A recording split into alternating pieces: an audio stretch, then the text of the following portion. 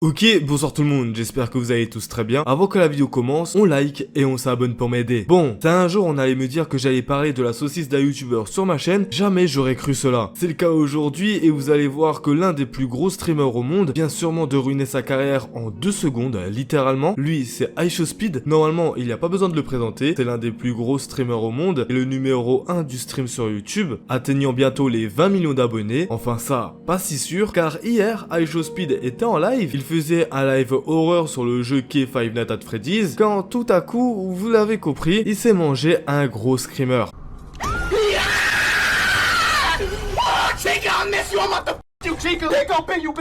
What happened to you? My God. Bien sûr, je vous ai flouté la partie, mais bon, en gros, ta saucisse est sortie de son short, et vous allez me dire comment ça se fait. Bien, tout simplement car il ne portait pas de caleçon en dessous, et qu'il a voulu faire comprendre qu'en gros, il voulait faire des choses déplacées sur l'animatronique qui lui a fait peur, se rapprochant donc de la caméra, en faisant des va-et-vient sur la caméra, ce qui a malencontreusement fait sortir sa saucisse de son short. Et déjà, en voyant cela, je me demande comment l'un des plus gros streamers au monde peut faire ça. Peut juste faire ce genre de choses déplacées devant des milliers et des milliers de personnes. Faire des va-et-vient comme ça, c'est juste totalement déplacé alors qu'il est regardé par des milliers d'enfants. Genre certes c'est iShowSpeed, ce mec est fou, etc.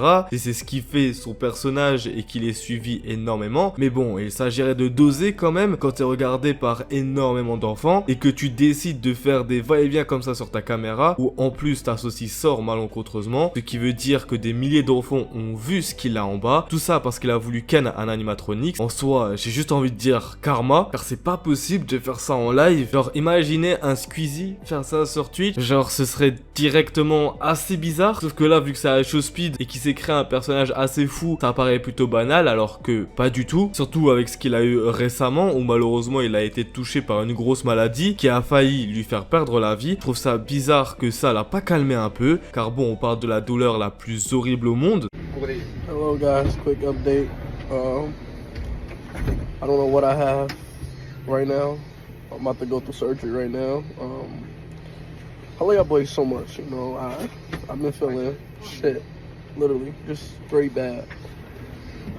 Like my eyes, oh my god, my eyes puffing up. It feels like it's what's going on. My heart beating fast. Love y'all. Just pray for me, please. I never experienced anything like this. My mom and dad about to fly all the way to Tokyo, from America to Ohio. Si l'algie vasculaire de la face possède le surnom de maladie du c'est parce qu'elle peut littéralement ruiner la vie des personnes atteintes, provoquant des douleurs comparables à des méga brûlures, voire à une sensation d'amputation sans anesthésie. C'est pas fou du tout, pouvant parfois aller jusqu'à provoquer des nausées et des vomissements. Alors si cette maladie touche moins de 0,2% de la population, c'est l'une des plus douloureuses jamais diagnostiquées. Ok, rendant les malades fous de douleur. Certaines femmes souffrant d'AVF estiment la douleur bien pire que celle de l'accouchement. Ça va? La comparant à un pic à glace brûlant que l'on vous enfonce, comme ça, à l'infini, à travers l'œil et le cerveau.